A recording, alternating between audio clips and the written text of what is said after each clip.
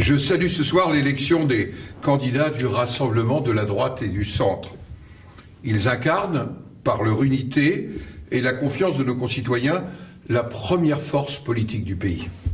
Cette victoire collective nous permet de gagner près de 70 départements avec des majorités cohérentes, seules susceptibles d'engager les politiques indispensables aux attentes des Françaises et des Français, aux attentes de leur vie quotidienne, face aux défis du chômage, dont je ne cesse de dire qu'il est le premier des défis à devoir être relevé. Qu'il soit issu de la France trop oubliée, des zones rurales ou urbaines, les Français se sont mobilisés pour le local et le national et ont voulu montrer au gouvernement socialiste et au président de la République leur désaveu profond de la politique conduite depuis près de 3 années.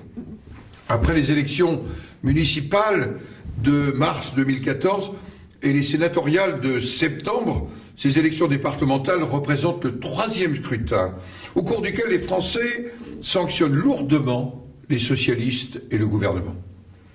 Très attachés à leur département, échelon de proximité indispensable, que le Premier ministre, souvenons-nous, voulait supprimer il y a 1 an, ils lui ont adressé un message fort.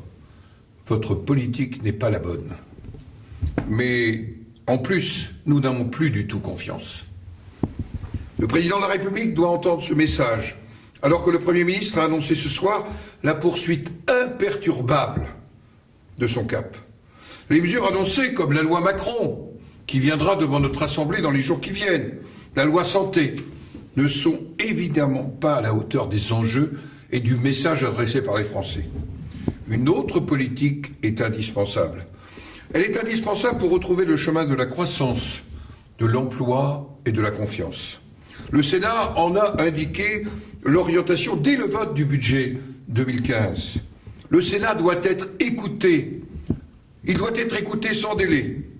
Il apportera aussi, au cours des prochains mois, dans le cadre de la majorité sénatoriale, une contribution active et concrète à l'élaboration du futur projet de gouvernement que l'opposition proposera aux Français le moment venu.